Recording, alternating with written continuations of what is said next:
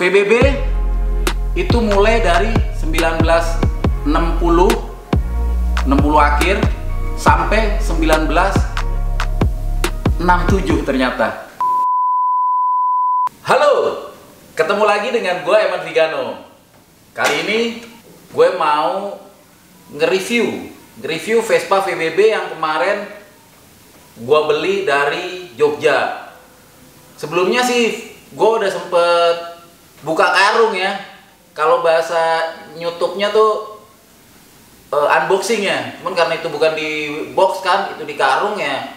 Buka karung lah ya enggak. Udah kemarin udah gue buka, udah gue kasih tahu sekilas apa-apa aja. Nah, sekarang gue mau ulas lebih detail gitu ya, lebih detail lagi. Sekalian mungkin teman-teman nih, khususnya yang baru hunting atau mau beli Vespa VBB, kira-kira apa aja sih yang harus teman-teman perhatiin? Nggak perlu berlama-lama, langsung aja Vespanya gue taikin ke sini nih, ke red carpet garasi gue ya kan.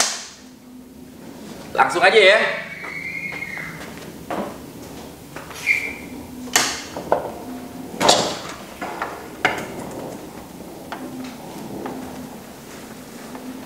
Nah, kelihatan kagak? Kelihatan ya? Ngangguk, kalau kelihatan ngangguk. Nih, tandarin dulu. Jus. Oke, ini Vespa VBB tahun 9, di BPKB-nya sih 65 ya.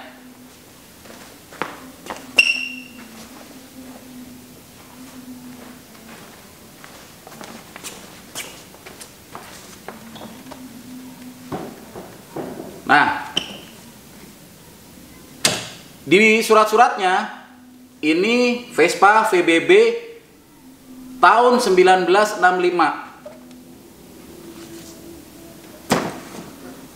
Ini gue mau bahas sedikit ya. Vespa VBB itu dia keluar di tahun 1960 sampai 1967. Nah, punya gua ini tahun 1966, ya kan? Gue juga rada-rada bingung kenapa ini 1966 ya. Biasanya tuh kalau yang umumnya itu nuain, maksudnya gini, nuain. Jadi lo beli di suratnya itu 1965, tapi ternyata Vespanya 1964. Jadi saat Vespanya itu datang dari Itali kemari, surat baru terurus di tahun berikutnya gitu. Tapi yang ini justru kebalikannya. Justru ini di suratnya 1965, tapi dicek di Scooter Help itu 1966. Dicek di buku, kebetulan gue punya buku yang berisi VIN number seluruh Vespa yang ada di dunia. Jadi ini termasuk 66. Ini kita cek ya. Vespa itu memang unik. Jadi dia banyak sekali yang bisa didiskusikan gitu. Banyak sekali perbedaan, yang seharusnya begini tapi jadi begini, yang seharusnya begitu tapi begini gitu. Nah, itu mungkin jadi kita nggak bisa juga buru-buru, wah ini nggak ori, wah ini bukan tahunnya. Kita juga nggak bisa juga begitu. Jadi kita sama-sama belajar di sini ya. Ini lo bisa lihat, gua zoom aja nggak apa-apa ya. Ini nomor rangkanya. Kelihatan ya nomor rangkanya ya. Nah, lo bisa sekalian cek kalau khususnya yang masih pemula atau baru mau main Vespa, mau belajar ngecek-ngecek itu, mau ngecek. Jadi lo bisa cek kalau lo nggak punya bukunya seperti ini. Kalau lo punya buku seperti ini, lo bisa cek di halaman belakang. Tapi kalau lo nggak punya bukunya ini, umumnya nomor-nomor VIN number atau nomor rangka atau nomor mesin itu ada, lo bisa cek di www.scooterhelp. Lo buka www.scooterhelp, lo cari nomor rangka yang tadi udah gue zoom ke teman-teman ya. Lo lihat di situ tahunnya tahun berapa, ya kan? Ini suratnya lengkap BPKB STNK, cuman disayangkan BPKB-nya udah baru ya. Kalau yang lama itu covernya hitam. Nah ini juga nih yang bikin jadi rancu. Makanya gue sempat bilang kalau BPKB-nya udah baru, itu separuh sejarahnya hilang. Karena apa? Jadi dia nggak ketahuan lagi nih BPKB-nya diterbitin kapan. Ini udah 2007 diterbitinnya. Kelihatan ya? Kalau ini BPKB-nya masih aslinya, dia akan kelihatan kapan itu buku BPKB-nya atau surat dari motor ini diterbitkan gitu. Ini gue udah cek ya di Scooter Help. Ini Vespa ini. Nah, itu di Scooter Help 1966 untuk VBB gue.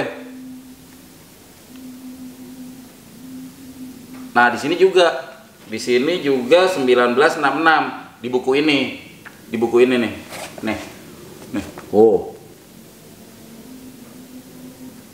Ya, tuh kalau nggak ada tuh. Ya. Udah ya, cukup ya. Nah, itu untuk sektor persuratan. Jadi gue juga sedikit masih jadi tanda tanya. Mungkin nanti bisa didiskusikan. Mungkin kalian yang lebih paham mungkin bisa tulis di komentar kenapa bisa begitu, ya kan? Kenapa ininya unitnya 1966 berdasarkan Scooter Help dan berdasarkan buku yang gue pegang, tapi di surat-suratnya 1965. Ya, itu jadi pertanyaan dah. Jadi pembahasan belajar kita bareng-bareng. Nah, ini dia Vespanya. Overall kita mau ulas dari depan ya. Ini tampilannya seperti di video gue sebelum-sebelumnya. Gue pernah bilang kalau lo beli unit Vespa itu yang lo kudu ya, maksudnya penting banget itu speedometer, lampu depan, lampu belakang, grip, klakson. Ya, kita mulai dari klakson. Ini klaksonnya orisinil masih berfungsi, bentuknya kayak gini bawaannya.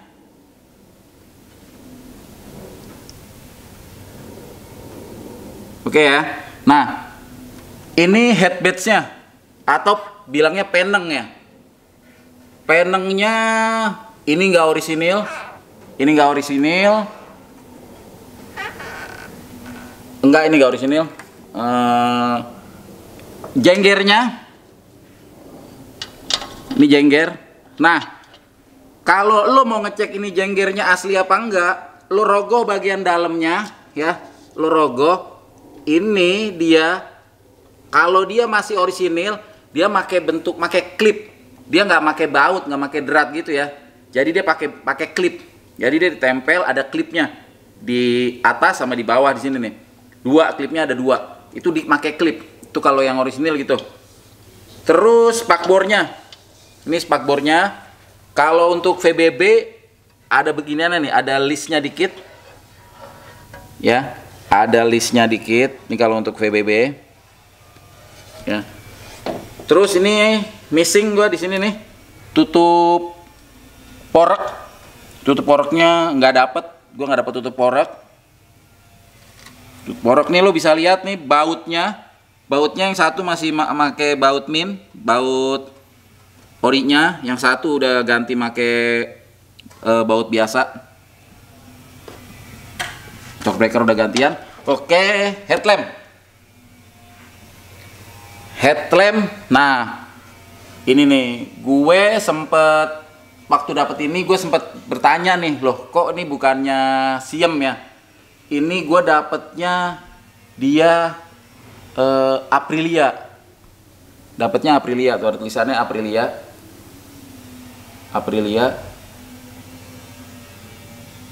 Ya kan?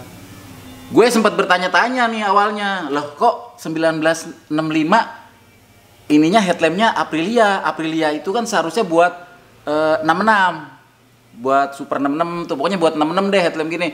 Tapi mungkin itu yang menjadi salah satu jawaban mungkin ya, Kenapa ini ya headlampnya Aprilia? Karena memang ini sejatinya mungkin VBB tahun 66 mungkin ya. Tapi anyway, gue udah telanjur beli juga sih buat peruntukannya, dan itu harganya lumayan. Kisaran headlamp Siem itu udah 1 juta sampai range-nya ya 1 juta, 1,5 juta sampai 2 jutaan tergantung kondisi. Itu biasanya sudah satu set berikut ring. Ringnya ini nggak ori ya. Ringnya nggak ori. Yang orisinilnya di sini ada tulisannya Siem. Di sini ada tulisannya Siem, ini nggak ada. Cuman nggak mesti juga yang ada tulisannya Siem itu orisinil. Bisa jadi itu bikinan baru atau reproan, bisa jadi.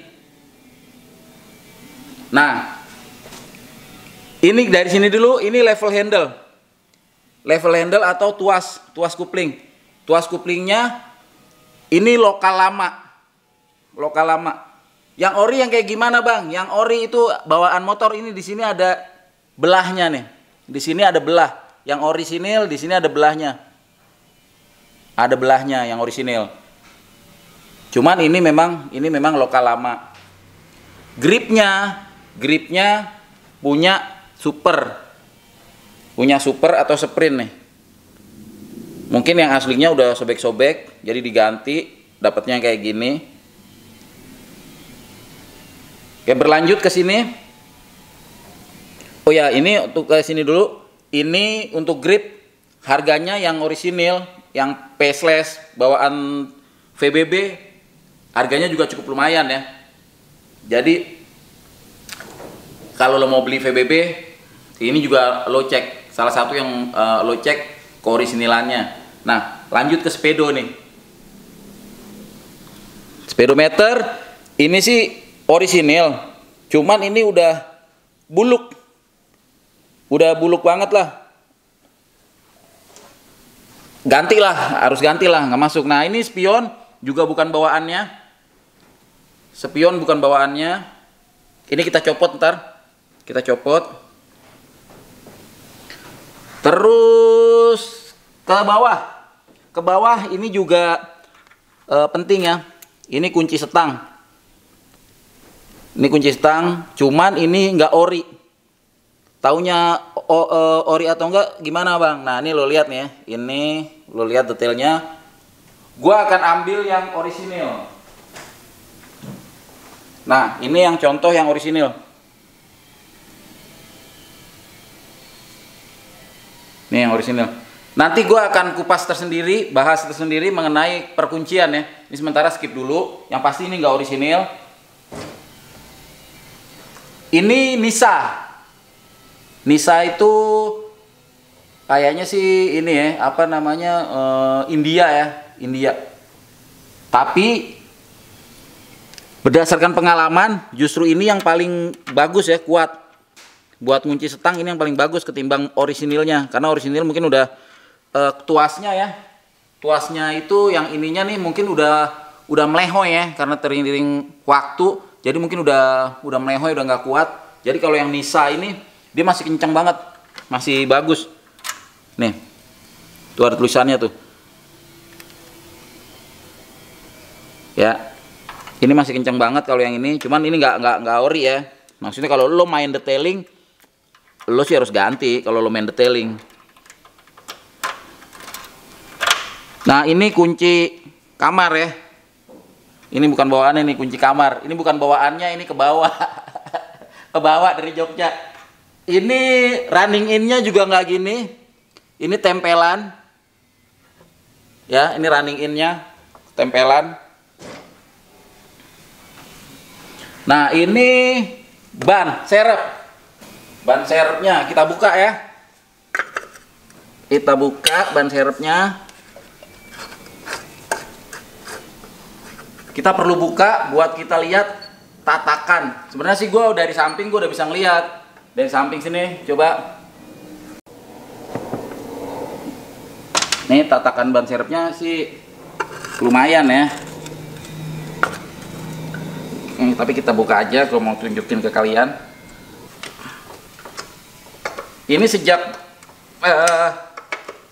Vespa ini datang sampai di sini belum pernah gue kutak-kutik. Gue taruh aja, belum pernah dihidupin juga, baru sekali dihidupin tapi bensinnya belum terisi.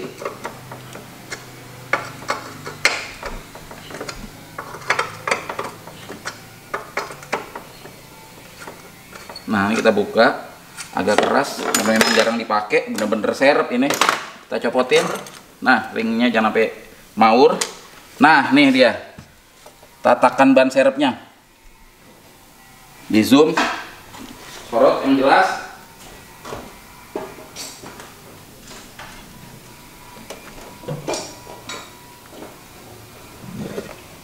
Nah umumnya Vespa VBB itu tatakannya kayak begini nih. Umumnya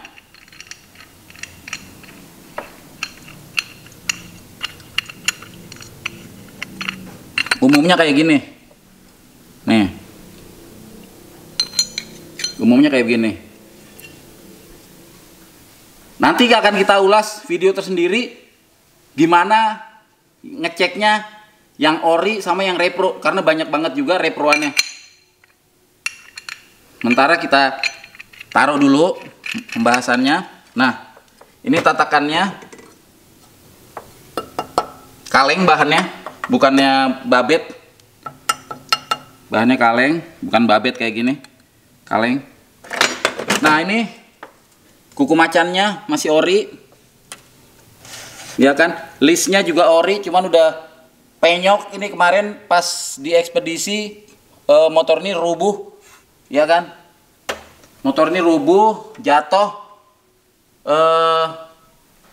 nibla, apa ya, nibla ya, nibla, tumplek, tumplek, maksudnya dia nyamping gitu, gubrak ke samping, ini jadi ini penyok.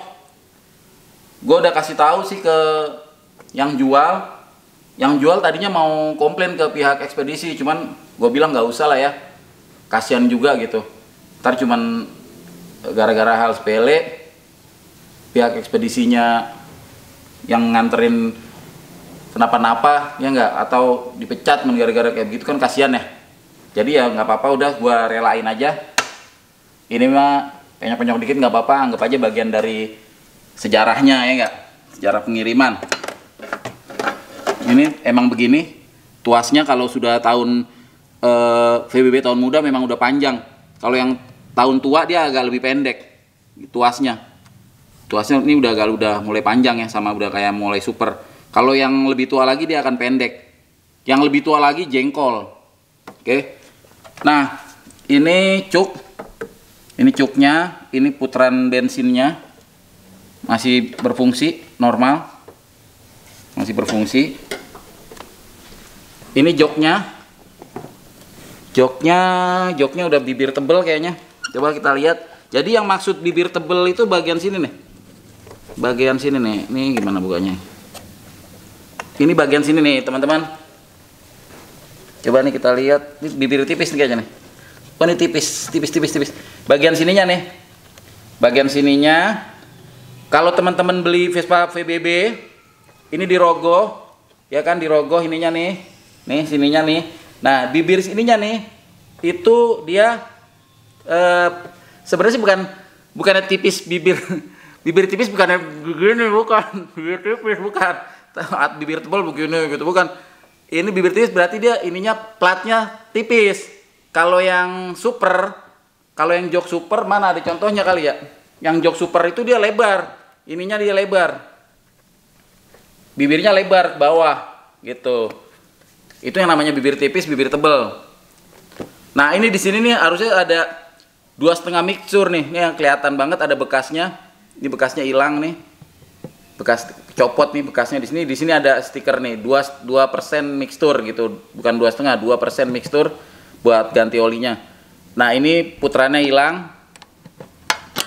Putarannya hilang. Nah, ini karetnya udah baru. Karetnya nggak begini, mungkin kalau yang lama udah getas kali ya. Ini juga udah baru. Kalau yang asli, kalau yang orisinil itu bahannya kuningan kaleng. Kawat-kawatnya juga ini kuningan. Bukan kuningan apa ya? Pokoknya kuning gitu warnanya, kayak warna kuningan gitu. Ininya juga masih dari kaleng, seng, dari seng. Kalau ini udah plastik, ini udah baru. Ini namanya saringan. Saringan tuh yang di itu tuh, Naruto tuh, saringan. Nah, ini boxnya nih. Ini boxnya. Nah, jenggernya masih orisinil. Jengger orisinil. Ini nih kuncinya. Rumah kuncinya masih orisinil. Listnya udah enggak, listnya mau baru ini. Ini orisinil. Ya kan? Ini namanya injekan Jawa. Injekan Jawa nih. Kenapa dibilang injekan Jawa? Karena mungkin dulu yang bikin di toko-toko di Jawa nih, kayak toko ABC segala macam gitu. Di Vespa Italinya ada nggak bang kayak begini? Ada, tapi modelnya nggak gini. Kalau yang impor itu, yang buatan luar itu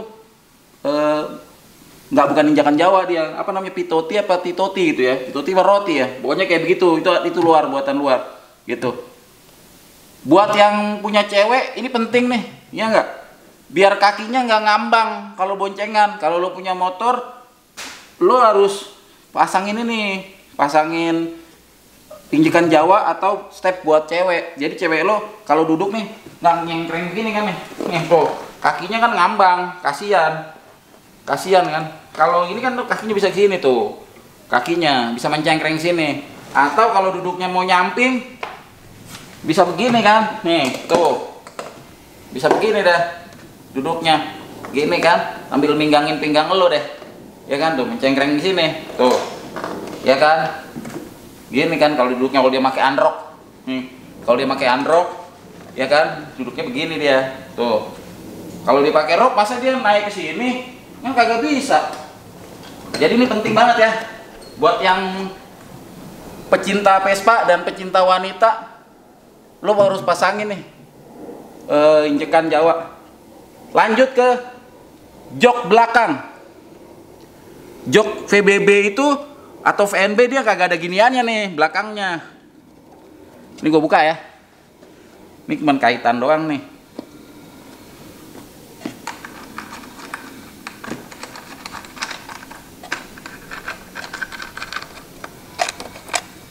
Ini juga penting.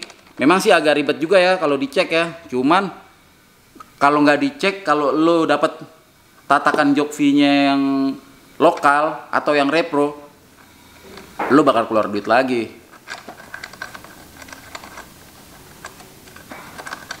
Kita buka dulu nih ya. Nah,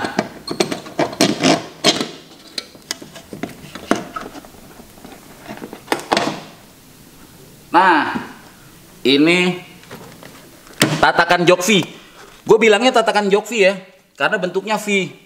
Jadi Vespa 60-an, VBB, VNB itu dia punya tatakan jok di belakang, kecuali yang jok panjang ya, nggak ada giniannya. Ini gue nyebutnya tatakan jok V. Vespa tahun 50-an juga pakainya yang V, tapi dia agak panjang. Itu yang 50-an awal dia makanya X, ada juga yang pakai X gitu. Ini yang 60-an bentuknya kecil, bundar gini. Ini V. Ini banyak banget repronya. Harganya juga bersaing dari mulai 200, 300, ya kan? Nah, orisinilnya ini udah tembus di 600 sampai 800-an. Mungkin kalau yang cat ori bisa lebih ya. Ini kalau lo dapatnya repro kan jadi PR ya. Nah, ini alhamdulillah gue dapat orisinil. Ini orisinil. Bautnya udah enggak ya. Ini harusnya bautnya baut min. Ini bautnya udah gantian. Ya. Bang, lo tahu orisinil atau enggaknya dari mana? Nanti bakal gue bikinin video khusus buat tatakan jok V ya. Oke, lanjut lagi ke bagian belakang. Ini lampu stop. Lampu stop bentuknya kayak gini kalau VBB. Ini orisinilnya. Udah pecah 1000 sih, udah retak 1000 ya, bukan pecah, udah retak 1000, tapi nggak apa-apa. Ada brongsongnya juga. Ini plat nomornya, ya kan? Nggak usah ditutup-tutupin, nggak apa-apa. Gue mah nggak usah disensor-sensor. Pajaknya panjang. ya kan?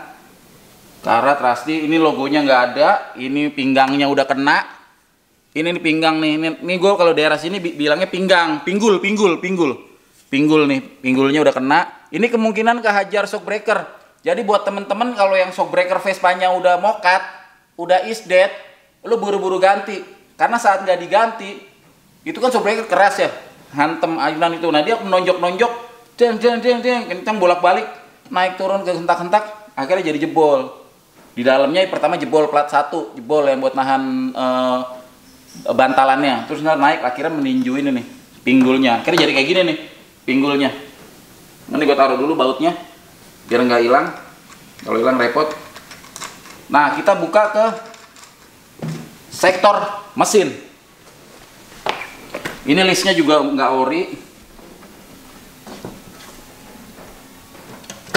Nah ini permesinannya, ini boxnya. Bang, lu dapet catnya ori apa kagak bang? Nah, nih. Lu kalau mau ngecek, blebet gue. Lu kalau mau ngecek cat ori, itu biasanya gue udah sering bilang di video gue bilang di video di video gue sebelumnya ya, itu di bagian belakang di sini nih, ya kan? Di bagian belakang box atau di sini nih, atau di sini biasanya. Ancol susah.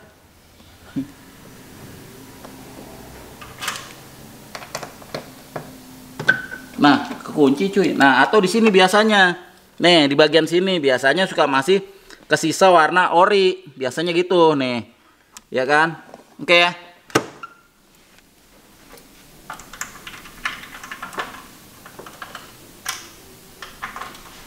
Nih ya. Nih warna orinya masih ada nih tuh. Meniknya sisa-sisa. Jejak-jejak perjuangan. Ini pernah penyok nih. Jadi kalau mau ngeliat lu pernah kena, nah ini dia penyok tuh. Mungkin dia ngajar samping kali. Nah ini bagian mesin ya teman-teman. Bagian mesin, kalau lo yang nyari atau mau beli Vespa BBB, ini nih tutup silinder kopnya nih. Ini bahannya kaleng. Bahannya kaleng. Nggak usah dibuka lah ya. Pokoknya ini bahannya kaleng ya, bunyi tuh. Bukan plastik. Kalau Super 66 juga masih kaleng. Ya, ini tutup ini udah kagak ada. Coba nih gue lihat rotornya nih, masih asli nggak rotornya? Rotornya udah ketokan kayaknya sini. Rotornya udah nggak asli, ya kan? Ini motor tempur sini. Jadi banyak perintilan perintilan pendukung, maksudnya kayak ini. Ini kan harusnya ada karetnya. Ini udah nggak ada. Ini udah nggak ada nih, di sini udah nggak ada. Harusnya di sini ada karet putihnya gitu. Tapi nggak masalah sih. Begitu aja untuk mesin. Nih kalau lo mau beli Vespa, ya kan, Vespa Super, Vespa tahun tua, ini lo ngecek sini nih. Ini kelihatan kagak nih? Kalau nggak gue sorot pakai lampu nih. Nah mana handphone gue? Nih ya.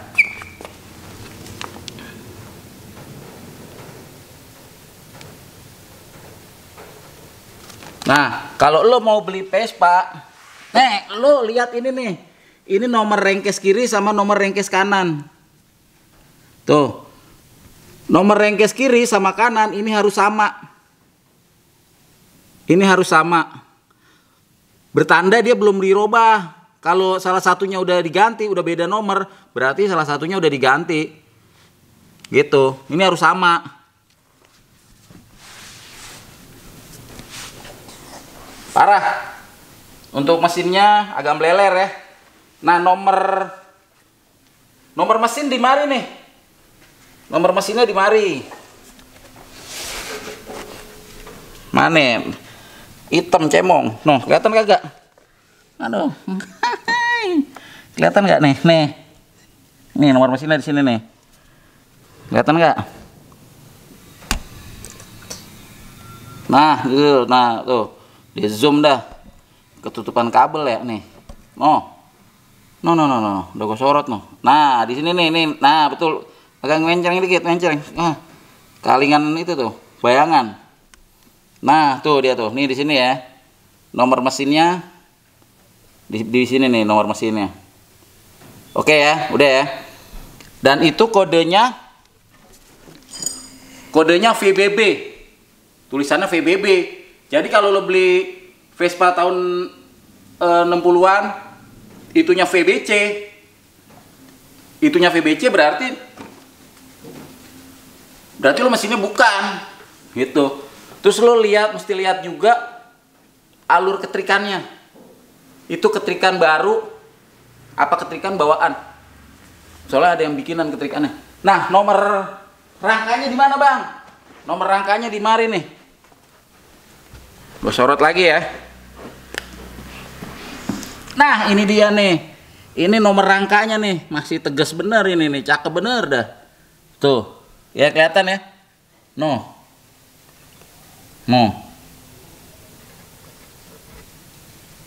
rangkanya. Udah ya, jelas ya?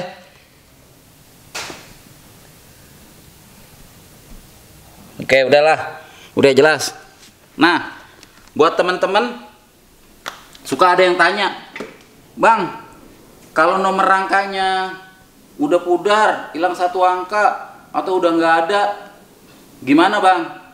Sebetulnya dari yang gue tahu nih ya, secara surat menyurat gitu ya, kalau untuk Vespa nomor rangka nggak ada, kropos, itu bisa dibantu ACC kropos, yang gue tahu sih gitu ya. Karena kan memang letak nomor rangka Vespa itu ada di bawah tuh, rawan banget kena air, kenapa? Itu rawan banget dengan kropos gitu. Nah, itu juga yang menjadikan nih Vespa ini kadang rawan sulapan juga. Jadi buat teman-teman harus detail gitu. Mendingan ibarat kata bodinya penyok atau apa tapi masih ada gitu. Cuman kalau memang unitnya langka atau rare, nomor rangka hilang satu angka atau apa nggak masalah, yang penting masih kelihatan jejaknya gitu. Kalaupun nggak kelihatan jejaknya tapi unitnya bener semua, ya nggak masalah sih kalau kata gue, ambil aja, itu masih bisa kok, masih bisa diurus gitu, jadi nggak usah khawatir.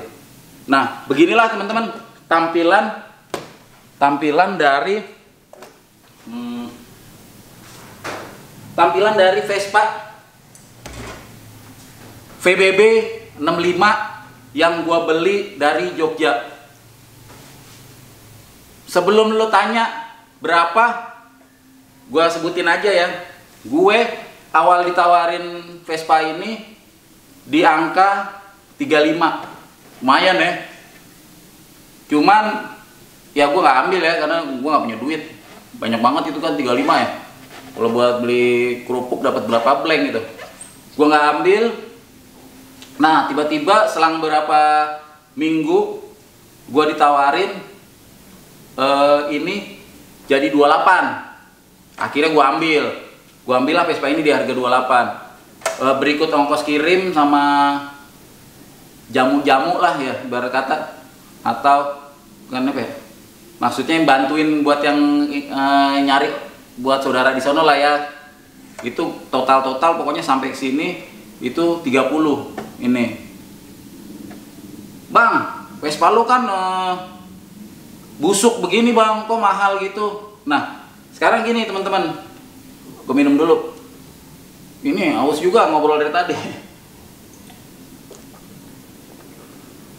Mas, bagaimana tadi?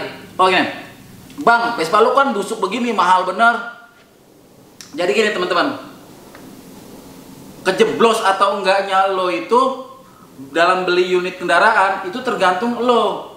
Jadi saat lo beli kendaraan atau unit Vespa, lo udah harus tahu dulu. Lo harus tahu dulu nih apa yang bakalan lo beli, apa yang bakalan lo hadapin gitu. Jadi plus minusnya lo udah tahu duluan. Itu lo nggak kejeblos. Kejeblos itu kalau begitu barang nyampe nggak sesuai apa yang diceritakan, atau nggak sesuai yang lo bayangkan, atau hati lo jadi nggak seneng dengan kendaraan itu bisa jadi kejeblos. Tapi mungkin bahasa yang lebih tepat untuk main di dunia pervespaan atau di dunia hobi, kalau gue sih bicaranya itu ongkos belajar lo. kecebur atau salah beli atau apa, itu ongkos belajar. Nah, biar lo nggak keluar ongkos belajar yang gede, itulah perlunya lo banyak nanya.